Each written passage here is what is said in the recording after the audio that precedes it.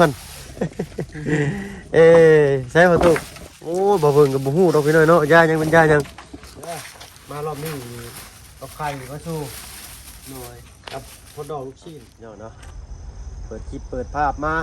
กะพี่แหละอยู่บ้านช่องเงินซานของน้องต้นกล้าพี่น้อยเนาะโอ้ยเป็นได้ปะลุง FC จื้อจำกันได้บ่พี่น้อยเนาะเอามื้อนี้ถ้ามาเพิ่งสิพาปะลุง FC เข้ามาบ้านแกงไข่นะมาเบิ่งบ้านของน้องต้นกล้าที่สำเร็จเสร็จสิ้นแล้วเนาะว่าสดสวยสดงดงามสำใดเนาะหรือว่ามีบทติบทชมด้วยได้พี่น้อยเนาะโอ้คอมเมนต์กันมาเบิ่งเด้อพี่น้องเนาะ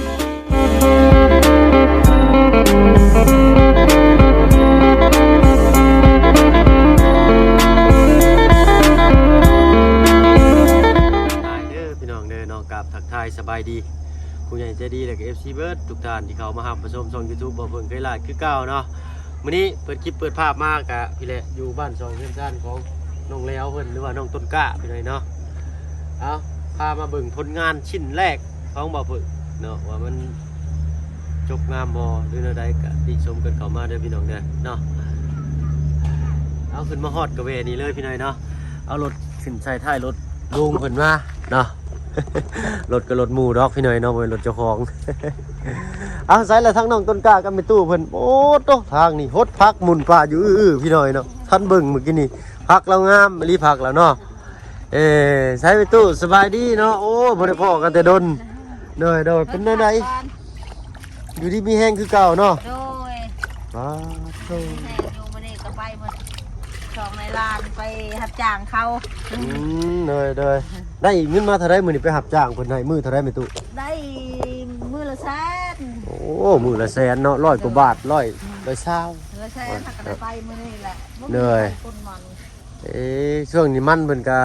ส่วนมากเพิ่นสิเอาแห้งกันเนาะเพิ่นบ่ได้ค่อยจ้างได้ซื้อข้าวซื้อน้ำสู่กันกินว่าซั่นซะเนาะใช้ทางน้องต้นกล้าเพิ่นสิใช้ล่ะต้นกล้าเอ้ยต้นกล้าน้องต้นกล้าโอ้บ่พี่บ่จุไหนเนาะใช้ไปใช้สบายดีปะลุงเนี่ย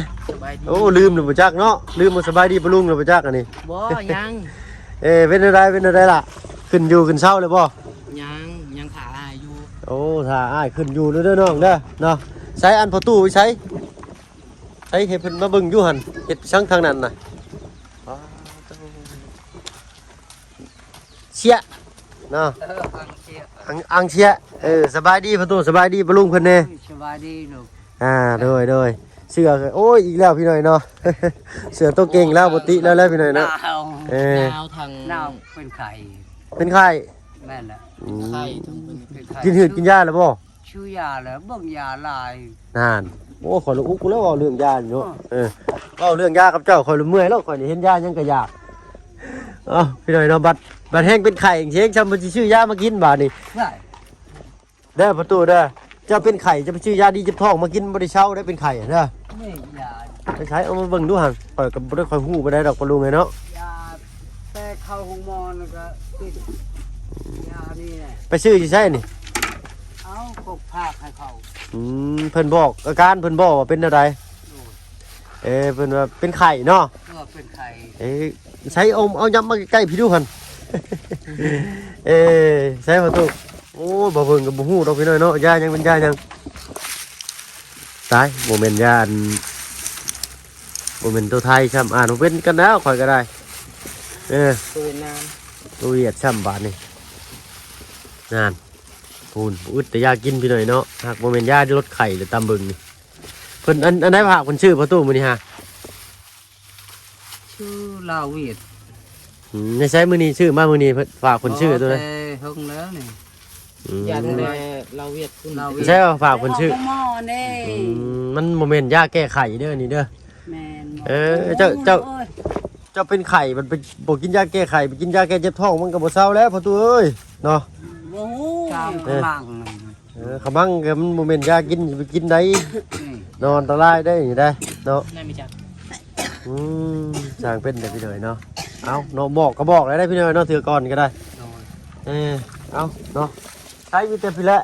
จะได้จังหวะกันอันนี้เนาะไปบึงเงินชาบันช่องชิก่อนเนาะโถบันดอกบันได เนาะปลาลุง FC เพิ่นก็โอ้ยอย่าลืมไปเบิ่งบ้านน้องต้นกล้าเด้อเพิ่นว่าเนาะ นี่ล่ะเนียนๆเลยนี่เนาะคัดเงาให้คัดมันให้พร้อมโอ้ดูคัดมันให้อันนี้เนาะให้หลังผมจัดการให้เรียบร้อย ใช้ไปขึ้นพาไอ้ขึ้นมึงอยู่น้องต้นกล้าเนาะขึ้นและให้เอาเมียน เบิ่ง เอาเมียนมาหมดอยู่ โอ้งามไปหน่อยเนาะไม่ตอกขอกต้านี่พอดีบ่หรือว่าเรือหรือเท่าใด ลูกติ่งนี่แหละเรือ ลูกติงเรือเท่าใดเนาะ นี่ ใช้เปิดหน้าต่างออกอยู่ฮะใช้พี่หน่อยเนาะเบิ่งก่อนเบิ่งภาพแปลว่าโดยรวมอันนี้ติดไม่เรียบร้อยเบิดเลยเนาะงามโอ้คักออลึเนาะใส่พี่น้องเบิ่งใกล้ๆนิดนึงหน่อยปึ๊บพูดแล้วโตอันนี้เข้ามานี่ก็เป็นบ่ฮ้อนบ่หนาวเลยนี่เนาะอุ่นชุ่ยๆเข้าบ้านนี่ถ้าว่าอันนั้นภายบางหน้ามีเงินมีคำก็กั้นเท่านี้ก็ได้เนาะกั้นก็ได้เนาะหรือว่าอยากนอนในซ้ำนี้ก็ได้พี่น้อยเนาะเอาม่านมาขังนี่จืดมานี้เนาะมาซ้ำนี้อันนี้เข้ามามื้อนี้ก็เฝ้าเล่นเข้ามาพี่น้อยเนาะก็บ่ได้ซื้อกันมาให้ซ้ำเดือ4อันเนาะ ด้วย น้อยเฮ็ดค่าโต๊ะค่าตั้งพอดีนี่เนาะ ด้วย เอาพี่หน่อยเนาะงามเมื่อนั้นทางอ้ายเพิ่นเอานี่ไปเปลี่ยนเนาะ ด้วย นี่ ไปเปลี่ยน บอกห้านเพิ่นว่าเอาอันเปิดซ้ายเพิ่นเอาเปิดขวาให้โอ้ยเราเฮ็ดแบบว่าเนียบเลยได้พี่หน่อยเนาะเบิ่งนี่แบบว่าแซกกระแซกน้ำเลยนี่เนาะน้ำรูปแบบแบบว่างามเลยนี่ฮะรายละเอียดแบบคักเข้ากันเลย เป๊ะเลยนี่ฮะ อันนี้ทางสั่งซื้อเอง ชื่ออันไหนน้องนั่นนี่ไม่นแหละเพิ่นบอกอยู่ว่าทางเพิ่นเอาก่อนเนาะเยอะบ้านผับ2อันเนาะบ้านผับน้อยนี่แหละนี่2อันพอดีงามประตูก็ได้ใส่เอาแก้ย่างออกเลยลองปิดมึงดูน้องต้นกะเนาะสุดยอดงามออลายเดี๋ยวจับประตูประต่างก็ใส่เนี่ยเนาะเบิดทุกสิ่งทุกอย่างแล้วเนาะอันนี้ก็ใส่เลยนี่ก็ยังแต่กุญแจปึ๊บล็อกปั๊บเดี๋ยวว่าโบมีอ่อนๆแอดๆเลยนะแบบงาม แต่อันนี่แบบว่ามันคือเบิ่งคือสิลงเบิ่งเข้า ลงเลยเนาะ มันติดมันว่าเท่ากันอันนี้ เท่า ใส่มาเท่าเลยนะขนาดเนี่ยให้ไอ้ลังเพิ่นเอาอันนั้นมันคันออกเลยต่ออันนั้นขึ้นอีกนิดนึงก็ได้นี่ ด้วย จับอยู่กับจังกล้องมาสิตรงบันไดเนาะ ด้วย จะให้เพิ่น ตอนแรกเพิ่นใส่กระตรงเลยเด้แต่ว่าโดนๆมันด้วย ต้องได้ชื่ออันนี้มาอีกทีหน่อยเนาะนี่นะกันบ่ให้มันชุดนะเพราะมันเป็นไม้เป็นตัว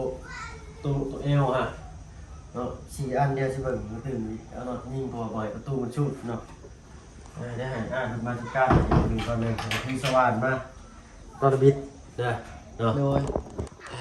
เอามีแต่อันนี้นอนนำกันเบิดทุกคนก็ได้ โดย เนาะโอ้ใหญ่ได้ห้องนี่พี่หน่อยเนาะเอาใส่ครับเบิ่งให้เดียวไม่สลอกสลาบ่เรือบ่เนาะ ก็เหลือมันซื้อ อ๋อเรือสีส้ม2แผ่นเนาะ โดย เอาง่ายเพิ่นเฮ็ดอย่างอื่นเนาะงาม อันนี้ก็ล่างเล่นล่างหมายว่า เจ้าล่างหรือบ่นี่ โดยถ้าเราจะขึ้นก็ต้องปัดอีกเพราะ โอ้ ว่า ปัดอีก ก็มีดินมีหยังเพราะว่าขึ้น ขึ้นลงเนาะ โดย ใส่เปิดง่ายเปิดมันโอ้ยลื่นปึ๊ดเลยพี่หน่อยนะปึ๊บงามบ่มีบ่อนติเลยเนาะสำหรับบ่ผึ่งเด้อพี่น้องเด้อนี่เด้อเนาะปลุง FC คิดว่าใดๆเนาะมันบ่อยากคักอยากแหน่บ่ใดติชมเด้อพี่น้องเนาะตอนนี้น่าสิให้ทางอ้ายช่างเพิ่นปรับปรุงให้ได้อีกนิดนึงถ้าว่ามันผิดพลาดนะตามว่าบ่ผึ่งเบิ่งแล้วนี่ก็คือสิมีบ่อนผิดพลาดละเนาะไม่นี่เพิ่นพาเอาบ่ โดยข่าว ไปเลยเนาะจะได้จะให้น้องต้นกล้ามาเอาลงโอ้ปักเขาไว้ตารางเพื่อนบ่แม่ตู้นี่คือพี่หน่อยเนาะ เหนื่อยแม่นแหละเพราะว่าเราต้องเก็บไว้เนาะเพื่อนชาติบ้านช่องมีเบิดแล้วบาทนี่ แม่น เนาะยังเหลือแต่ห้องครัวก็มีแล้วยังแต่ห้องน้ำเนาะห้องน้ำมีแต่ให้ทั้งน้องต้นกล้าเพิ่นหาเงินหาคำเลยฉางเอาเองนะน้องเด้อ โดย เนาะเอาฟังเบิ่งอีกพี่หน่อยเนาะเข้าป่าคือเก่าแล้วนี่เนาะมีเงินงามบัดยังเงินบ่มีห้องน้ำ แม่นจะคนการหาอยู่ใส่ลูกโอ้ เอาเนาะคือโอ้ ไผก็ยังได้ใส่ใส่ยังคนพด ยังมันปลด ไฟเพิ่นยังบ่ทันปลด โดยแต่ยังขา โดย หายนี่แหละ โดยเดี๋ยวสิจ่ายค่าไฟเพิ่นเดือนนี้เดี๋ยวก็จึงเฮาก็จึงปลดได้อะนะเอาพอดีเลยเดือนชนเดือนพอดีเป็นได้พี่หน่อยเนาะเบิ่งมุมใกล้ๆเบิ่งดูจังหวะปาดโตขาดแต่ก็สีสแลกเนาะไม่โอ้แบบอวบแบบว่าแน่นนะเนาะชาวบ้านเพิ่นมาเบิ่งหลายอยู่บ่ช่วงนี้ เขาบ่เบิ่งบ่ค่อยได้หลายเพราะว่า แล้วเลยเนาะ นี่มีแต่เวียกมี ช่วงนี้มีแต่เวียกกดมัน คนมันน้องไปคนมันหักกับมือ เหนื่อยเนาะ เมื่อแหละหมู่ไปพาให้ไปติดกระต่อแต่ยังไม่ได้ไป เอาใส่มานี่เนาะ ยังไปนวดทาง มานี่เนาะแก้มือใหม่มาหิวว่าน้องต้นกล้าหิววะพี่หิววัตถุน่ะมาเอาเนาะรถกระแปลกหูแปลกตากะเสียงห้างเนี่ยพี่น้อยเนาะย่านเด็กน้อยถอดสายไฟมันเลยขี่บ่ได้อยู่นี่ รถเจ้าของพังเนาะเพ่ซ่อมแล้วก็เอารถหมูมาก่อนมาใส่ตั้งก็ได้เฮ้ยไม่ไงสิบอกเด้อถ้าอ่านทางอ้ายบุญคงเพิ่นก็ยังบ่ทันมาเนาะกำลังเดินทางมื้อนี้เนาะพูดแล้วถ้าพอดีพร้อมกันเลยก็ได้นะใส่มาเบิ่งด้วยสิบอกมาเบิ่งดูขออนุญาตทำมาทำตาพี่หน่อยเนาะนั่งนี่แล้วแหละนี่เดี๋ยวมารอบนี้เอาไข่มาสู้ หน่วย ครับพดดอกลูกชิ้นเอาไว้มื้ออื่นนี่สิได้อยู่เลยเนาะมื้อนี้ทั้งไอ้สร้างเพิ่นโทรหาบ่รับพี่หน่อยเนาะไอ้สร้างเพิ่นว่าอยากหมักไข่ลูกเด้อ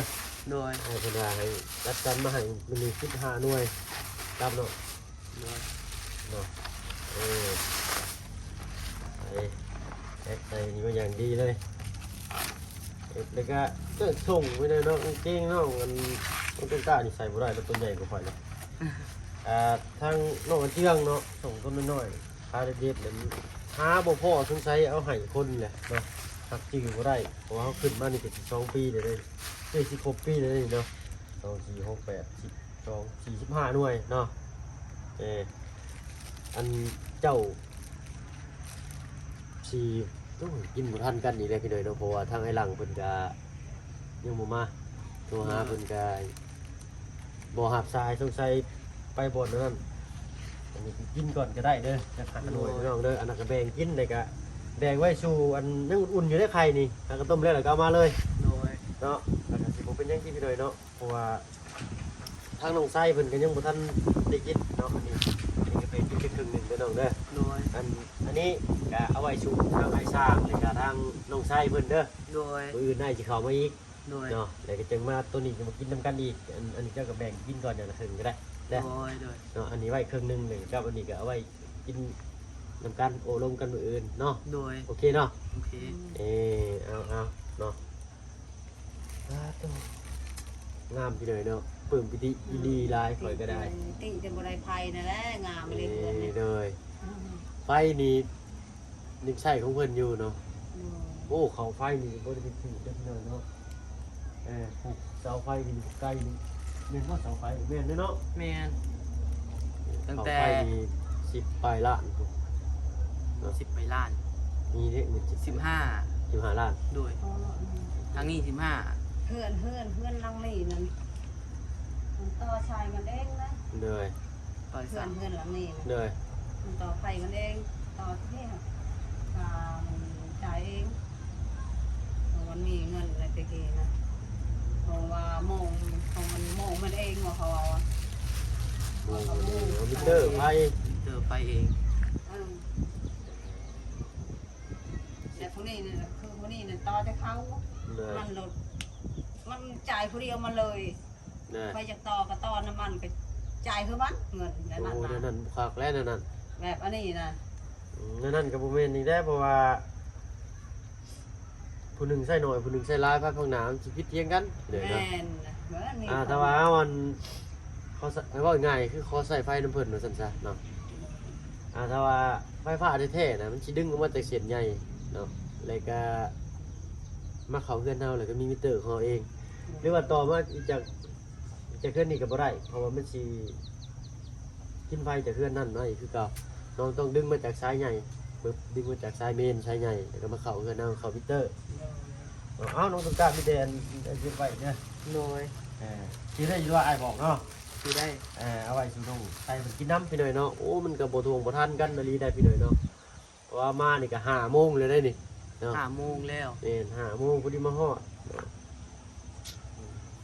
ต้นเสือสาดมอนมุ่ง ในช้างเพิ่นก็ชอมือเลยไปสอนพอดีขี่รถ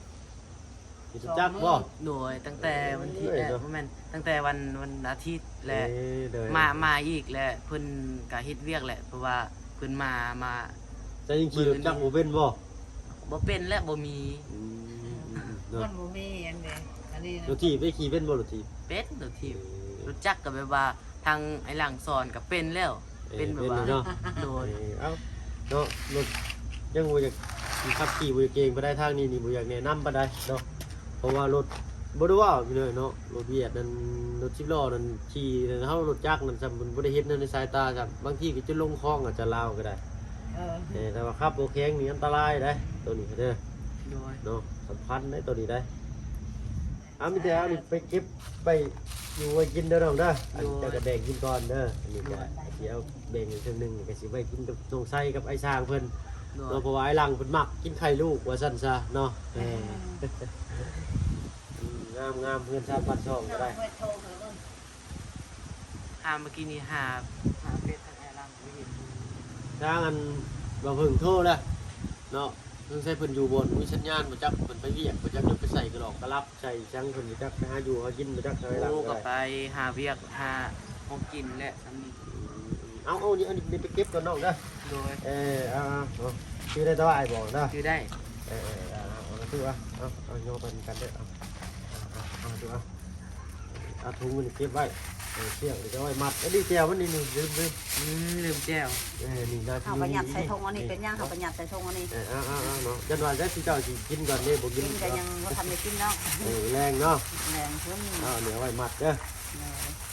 ไว้มัดนั่นมัดนี่แง่มาที่ใช่บุได้เห็นในพี่น้องเชือกทางบ้านเพิ่นก็ได้ที่มีคนเข้ามาเรียบร้อยใช้ยังบ่ได้ตรวจเช็คข้างล่างครับได้พี่หน่อยเนาะเบิ่งก่อนแม่เท่ให้เนาะพอดีเลยเนาะตรงกลางเนาะ โดย เป็นเป่าเป็นสะอาดงามตาไม้นี่เรือสำนันเนาะใส่มาเบิ่งไม้ที่เรือที่ไหนเนาะ สีด ช่างกระซีไว้เห็ดชายคาลินก็ได้เด้อเดี๋ยวยามพ้นมาเลยก็เห็ดเป็นเสาลักค่ำขึ้นไม้กากบาทเลยก็เห็ดเป็นตัวรูปตัวเอ็กกันนะพี่น้อยเนาะเลยก็เอาช่างกระซีว่างใส่ก็เอาทั้งโตคือว่าทั้งบุมีบาทเดี๋ยวจะเบิ่งทั้งมาให้อีกเด้อ โดย เนาะศาสตร์มีในบ่ศาสตร์ปูฮะ ก็มีตั้งแต่ทางลุงจันทร์บอกมาต อื อนนั้น มศาสตร์ยังศาสตร์น้ำมันบ่หรือว่าศาสตร์อันนี้ สัตว์น้ำมัน เอา สัตว์น้ำมัน อันศาสตร์น้ำมันอันเพิ่นเอาไว้ปูเนาะเขาว่าจากปูกับปูได้อ๋อตอนนั้นทางลุงจันทร์ได้ซื้อมาให้แล้วพี่หน่อยเนาะจากม้วนหนึ่งผู้ได้เนาะ โดยแบ่งทางเสาน้ แบ่งให้เจ้าน้ำเนาะพอให้เพิ่นได้ปูเนาะเอามานี่เด้ออันมาพี่น้องต้นกล้าพี่ไปสิเว้าสิฟังเด้อใส่ประตูปอดจุไหนประตูประตู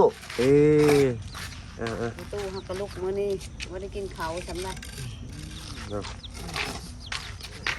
เขากินน้ำเราเป็นไข่กันไง จอยประมาณ พี่ นี้ น้อง ยั กับ ง กัน ไข่แน่อันนี้จอยเชื่ออันนี้ เรานักเสือเราบ่จักเนาะขอโทษตัวไพ่หน่อยนะเอานั่งกันแหละได้ละเนาะ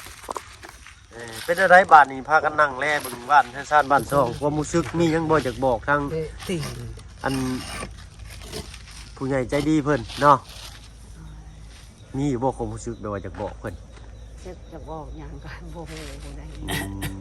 ต้นกาบ่ฮู้ บ่แบบเห็นเคยคิดบ่ไปตู้ว่าสิได้เฮือนงามแบบนี้ ผู้ชงสิได้หักได้เนี่ยเพิ่นชอยได้เนี่ยดีมุกดีใจหลาย บ่บัดสมมุติเฮาคิดว่าเฮาบ่ได้แล้ว สมมุติว่าเพิ่นซอยเฮาจังซี่นี่รู้สึกแนวใดบัดนี้ ก็มีแห้งก็ดีใจ เนาะเอาเนาะครั้งหนึ่งในชีวิตว่าซั่นซาได้นอนเฮือนใหม่เฮือนงาม แม่ เนาะ นได้เฮือนแปลนหลังบักใหญ่ก็ดีใจหมด เนาะ พอตู้ได้ซะ ก็คือกันนั่นแหละ แนวใดคือกันเลยเนาะมีเดินดังอย่างเว้าอยู่ มี บ่ แห้งแต่ว่าดีมุกดีใจดู โด ค ย นช่วยแต่กี้ละบ่คล้องคิดว่าได้เฮือนแฟนใหญ่ โดย บ่คล้องคิดได้เฮือนกามีมุงช่างกะชีบ่คิด โดย บ่ได้คิดเลยมีแต่มุงหญ้าแต่กี้ คิดฮอดอยู่บ่เฮือนหลังเก่าคิดฮอดอยู่บ่ บ่แล้วบ่ได้คิดทอดแล้ว เนาะน้องต้นกล้าได้ซะน้องล่ะ นี่คือกัน การน้องก็รู้สึกไว้ว่าดีใจหลายๆ ที่แบบว่าได้เพื่อนหลังใหญ่แหละขอขอบใจหลายๆทางผู้ใหญ่เป็นซอย โดยฮู้อยู่บ่ไฟซอยบัดนี้ ทางแม่ซีสวรรค์และ เออ ทางลูกของแม่ซีสวรรค์นํ โดยแล้วก็ทาง ทาง พ่อลุงเพิ่นนำเด้อ ลุง ทางครอบครัวเพิ่นนั่นล่ะเนาะ โดย เอามีแต่มีหยังอยากบอกเพิ่นบ่เนาะตอบบุญแทนคุณเพิ่นถ้าบ่มีหยังก็มีแต่คำอวยพรโดยไสแหละเนาะเอาตั้งมุกตั้งใจขึ้นเด้อเนาะ เอา ขอบคุณขอบคุณเพิ่นนั่นละเนาะ ขอขอบใจหลายๆทางแม่ซีสวรรค์สุญญาไทยทางครอบครัวแม่ซีสวรรค์สุญญาไทยและทางปลาลุงที่ได้มาซอยตอนนั้นทางผู้ใหญ่ใจดีและขอขอบใจหลายๆทางไอ้เพิงที่ได้มาเบิ่งมาซอยในมื้อนี้เลยแลนมาเบิ่งแล้วขอขอบใจหลายๆทางผู้ใหญ่ใจดีและ FC ทุกคนที่ได้มาเบิ่งที่ได้มาซอยและขอให้สุขภาพแข็งแรงอายุยืนยาวให้ร่ำรวยๆเด้อ น้องเอาพอตู้ไปตู้เด้ เอา มีหยังอยากบอก ขอบใจ เด้อ แม่สีสวรรค์สองผู้เมียเพิ่น เด้อ แล้วได้ซอยหลอนลานต้นกาและประตูแม่ตู้แล้วมีเพิ่นผู้เดียว แม่สีสวรรค์ซอย แล้วบ่มีไฟซอยกับเบาเพิ่งขอบคุณเขาช่องและไอ้ ขอบคุ เพิ่ ณ ง ว่า เบา จะ เพิ่ง สุ เพิ่น ขคน ละ พี่น้องเนาะ ที่มาแลนไปแลนมาทีมงานซอยไปเบิ่งเฮือนหัดชามนี่แหละคอยก็ดีใจได้เฮือนหลังบักใหญ่ย้อนนั้นแม่สีสวรรค์พ่อสีสวรรค์ซอยกับลูกเพิ่น เด้อ แล้วมีเพิ่นแม่สีสวรรค์ผู้เดียวซอยบ่มีไฟซอยมีกับเบาเพิ่งแล้วขอบคุณให้เพิ่น มีทั้งครอบครัว ลำ เพิ่น เพิ่นร นำ วย แม่พี่น้อยเนาะ ให้เพิ่น แต่ ลำ ก็ทั้งแม่มารีเพิ่นเลยกับไผอีกเนาะคนหนึงน้องต้นกล้าทาง แม่ อัน มา ไผ รี ค และ งเพิ่นเนาะ พูดไม่ตูพอง ในตู้พ้องเลยก็ทั้งแม่มารีเนาะ เลย โอ้ยขอบคุณหลายๆเนาะที่ได้ ขอบคุณหลายๆแม่ก็บ่ฮู้จัก แม่ก็จิตปัจจัย หลายมีฮู้แต่แม่สีสวรรค์คนเดียว เด้อเนาะเอาบ่เป็นหยังเนาะเอาทางประตูเพิ่นเด้เนาะ เข้า เอ ใจ อเอา ประตูก็คือกันนั่นแหละ ดีมกดีใจ แต่บ่มีไฟชอย มีแต่แม่ชิชวันชอยก็ปผัวเพิ่นแล้วชอย ไม่ตูพอง ตูต้อง ลูกของแม่ตู้ลูกทางแม่ซีสวรรค์ ลูกก็แม่ชิชวันชอย และ อ่า แม่มารี กับแม่มะลี เด้อ ก็ดีมกดีใจกับบ่าวเพิ่งเพิ่นแล้ว เด้อ ชอยบ่มีไฟชอย แต่ว่าดีมกดีใจเลย เอาเนาะ ยาวมัน เอาผิดพลาดประการใดก็กราบขอโทษขออภัยแทนขอตู้ไปตู้เพิ่นพี่น้อยเนาะบางเทื่อบางที่เพิ่นฮู้อยู่ว่าเพิ่นสิเว้าได้แต่ว่าเพิ่นแปลออกมาเป็นลาวบ่ได้นะพี่น้อยเนาะ บ่แม่นว่าบ่มีไผซอยเนาะก็หมายเพิ่นก็คือว่าเนาะเพิ่นก็อยากขอบุญขอบคุณทางแม่ศรีสวรรค์เนี่ยพร้อมด้วยครอบครัวเนาะของคณะเพิ่นนั่นล่ะเนาะเนาะทางมาเพิ่นก็บ่มีหยังต่อบุญแทนคุณพี่น้อยเนาะมีแต่คำเว้าคำจาแล้วก็คำอวยพรโดยใจเนาะให้ครอบครัวแม่ศรีสวรรค์ศิริยะไทยเนาะบ่ให้เจ็บบ่ให้จนเนาะให้บ่ให้ผ่านมารบ่ให้เบียดเดินทางไปไสมาไสก็ให้ตลอดปลอดภัยเนาะที่สำคัญก็คือสุขภาพร่างกายแข็งแรงตลอดปีตลอดไปเด้อเนาะสาธุสาธุสาธุแล้วก็ทางมือก้อนเนาะทางมาเพิ่งได้เลื่อนไปเห็นข่าวใน Facebook พี่หน่อยเนาะรัฐมินนิโซตานี่แหละเนาะทางพีเพิ่นอยู่หั่นน่ะเนาะเพิ่นจะเกิดประท้วงหยังกันเฮากับบ่ฮู้ดอกเนาะก็ได้เบิ่งข่าวหน่อยนึงเนาะโอ้เป็นจังได๋ทางนั้นก็สู้ๆเด้อเนาะเอาทางนี้ก็เป็นกำลังใจให้เนาะเอาพระ โอกาสหน้าฟ้าใหม่ภายภาคหน้าทางพี่เพิ่นยังสิเข้ามาเบิ่งอยู่เด้เด้อ เอา เนาะ สาธุแหละ อยากเห็นอยู่บ่ อยากเห็นเลยลูกเอ้ย เนาะเพิ่นโทรมาเพิ่นก็เปิดวิดีโอคอลอยู่บ่น้องตุนกะ โดยเปิด เนาะเอาเพิ่นเห็นแล้วบ่เพิ่นว่าแนวใด จะเพิ่นว่างามแหละ ดีใจกับทางน้อง เลยเอาเพิ่นสิมาบัดหน้าบัดในก็มีแต่นี่แหละเนาะตั้งมุกตั้งใจ โดย เนาะดำรงชีวิตให้มันเที่ยงมันทำให้มันอยู่ในศีลในธรรมนั่นแหละเด้อ โดย เนาะอ้าวเรือนชานบ้านซองก็หักษาไว้เนาะแล้วก็ยังเหลืออีกเสาหนึงพี่หน่อยเนาะเสาตัวนี้เสาโชว์ว่าง่ายๆซะตามจริงก็ใส่ก็ได้บ่ใส่ก็ได้แต่ว่าถ้าเราใส่มันก็สิงามพี่น้องเบิ่งตึกนี้เห็นงามเนาะเอากระเบิ่งตึมอีกได้มีใหม่เดือนเส้นหนึ่งเนาะเดี๋ยวใส่ถ้าไอ้ลังเพิ่นโอ้ลมก็ไอ้ลังมันเติมอีกเนาะมื้อนี้ก็ผิดคาดหน่อยหนึงพี่น้อยเนาะว่าสิมานั่งโอ้ลมกับไอ้ลังจักเล็กจักน้อยเนาะเรื่องค่าส่งค่าสร้างเพิ่นยังเหลืออีก6 ล้าน5แสนเนาะต้องเอาใส่ได้มาให้เพิ่นบัดนี้เนาะเนาะใหญ่น้องต้นกล้าไปเฮ็ดเวียกใส่เพิ่นก็เฮ็ดเป็นอยู่บ่เจ้า เป็นอยู่เป็นแบบว่าก็โอ้ก็บ่ได้เลยเงินสำนั้น เอาก็เฮ็ดคอยเฮ็ดไปเรื่อยๆเนาะไปตู้เนาะ โอ้ เฮ็ดจัก3 4 5ปีมันสิบ่เบิดบ่เนาะปีละล้านนี่สินะเนาะเอาหนูหัวม่วนเนาะรายการเด้อแนะนำอีกอย่างหนึงเด้อประตูน้องต้นกล้าอันข้าวของก็เตรียมเก็บเป็นระเบียบเรียบร้อยอันใดที่ว่ายังใช้อยู่ก็เก็บขึ้นไปจ้อนไว้เนาะหรือว่าขึ้นไปนอนก่อนก็ได้เด้อเนาะทางพี่เพิ่นว่ามันหนาวเด้จังซี่เด้อเนาะมาเซโปนนี่อยากลมพี่เลยเนาะบอนเพิ่นนอนจังซั่นก็ให้เจ้าขึ้นเอาผ้าห่มเสื้อสาดม่อนมุ่งที่เจ้าสิใช้นั่นแหละเสื้อน้ำมันที่ลุงจันทร์นำมาให้ก็แกะใส่ก่อนก็ได้เนาะปูเลยก็พอได้นอนหั่นนะเด้อเนาะขึ้นนอนมื้อแรงนี่ก็ได้เอามุ้งขึ้นไปกลาง ถ้าวันศุกร์หรือบ่ วันศุกร์มื้ออื่น โดยเนาะ มื้อนี้วันพฤหัส โดยวันพฤหัสมื้อวันศุกร์เนาะเอาน่าสิเป็นอาทิตย์หน้าว่าสิพาขึ้นเด้อ โดย เอาขึ้นไปนอนก่อนก็ได้หั้นนะเนาะเสื้อสาดม้อนมุ้งผู้ละใบผู้ละหน่วยขึ้นไปเลยก็เอาผ้าห่มห้องขึ้นไปนอนไปกลางมุ้งเด้อไปตู้เด้อ นั่นชื่อ โดยเดี๋ยวนั้นสิเชื่อเนาะแต่ว่า แต่ว่าเครื่องครองเก่าไว้นี่ ไว้ที่นี่ก่อนโดยบัดมือสิขึ้นเฮือนขึ้นชาติเลยก็เก็บปัดกวาดเรียบร้อยเลยก็ขนลงมาเลยก็สิกันเพิ่นเฮ็ดอะไรขึ้นเฮือนบ้านเจ้าไปตู้ทางนี้ ก็มือปลายที่กับเยซู แล้วก็มีแต่ นี่ยัง โดยพรเนาะห้องเพลงเห็นบ่เพิ่นนั่นเพิ่นเอิ้นหยังก่อ มีแต่เขามาราชการ มันชิการ ราชการเลยก็ห้องเพลงกันเพิ่นเอิ้นหยังก่อให้พรวิชังนี่แหละแล้วก็ขึ้นเนาะก็กินข้าวกินน้ำเนาะ แม่ เหล้าเบียร์บ่มีพี่น้อยเนาะ นี่น้ำหวานลูก กินแต่น้ำหวานเป๊ปซี่น้ำแดงกาแฟจังซั่นเนาะข้าวน้ำเนาะ แม่ เขาก็ผู้ช่วย อันนี้กินหมูก็ได้เป็ดก็ได้ไก่ก็ได้เนาะ โดยไม่ยังก็ได้มา โดยกินได้เบิดเนื้อกินได้เนาะชิ้นนี่เนาะ โดย โดยเอาเรามีแต่เอาลาบเอาก้อยแล้วเนาะคือเฮือนใหม่ใส่งามมีโชคมีลาบเด้อเนาะเอาพอดีแหละไอ้บุญคงเพิ่นก็เดินทางมามื้อนี้เนาะพอดีมาพร้อมหน้าพร้อมตากันพุ่นละเนาะจังสิได้เอิ้นไปยังเพิ่นเนาะเอามีแต่ทั้งอ้ายสิไปทางอื่นก่อนเด้อซันเด้อบัดนี้เด้อเนาะ ไปดี โดยเนาะ นั่นทำก็คือเขา ตล ว่า อดปลอดภัยเด้อเดินทางตลอดปลอดภัยเด้อ แนวใดเนาะพอตู้มีเงินมีคำคือเพิ่นแนวใด เขาว่ามีเงินไม่คำกับบ่ เด้ เป็ อ นยังเขาว่าเอาราชการนี่แห่งคักเขาว่าในนั้น แนวใด แต่เขาว่าผูกคอต่อแขนนะ อ๋อ ก็ได้เขา ผู้ ว่า ขอตัวแค้นก็ได้เนาะ แต่ว่าเขาไม่ได้ผูกคอต่อแขนแต่ว่ามีอันเขามีราชการ อืม แล้วให้นั่นก็แล้วเขาว่า อ๋อมีแต่ ก็ได้ มีแต่อันขึ้นมาสการคือบ้านน้องอัน อ่า นางน้อยเนาะพี่น้องเนาะบ้านสกีใหญ่สกีพินใหญ่บ่มีการมัดขอต่อแขนเนาะแล้วก็บ่มีการสูตรกันยังมีแต่ให้ทางครอบครัวเพิ่นจัดเองเนาะ เออ ให้พระเจ้าอวยพรเพิ่นว่าเนาะ แม่น อวยพรให้พระเจ้าและห้องเพลงบทสวดบทหยังเพิ่นเลยก็คือว่าแล้วนะแต่เช้าบ่ไปตุ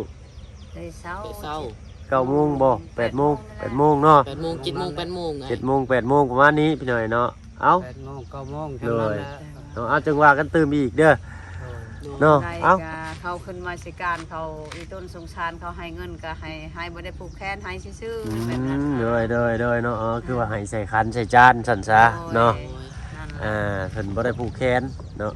แบบเดียวกับบ้านนั่งน้อยพี่น้อยเนาะบ้านจุกีปีนใหญ่ที่บ่าวบุญเพิ่นได้สร้างซาให้เนาะเอ้าเว้ากันหลายยายกันห่างถ้าว่าเพิ่นก็สิขอตัวลำลาแล้วพี่น้อยเนาะไปแล้วพี่น้อยเนาะไปสบายดีจ้าเนาะโดยเนาะเอ้าพบพรคลิปหน้าพี่น้อยเนาะสำหรับคลิปนี้ถ้าว่าเพิ่นไปแล้วพี่น้อยเนาะอยู่ดีมีแฮงเบิดสุขสุขคนที่เข้ามาหามาชมช่อง YouTube บ่าวเพิ่นเคยหลายคือเก่าไปแล้วพี่น้องสบายดีจ้า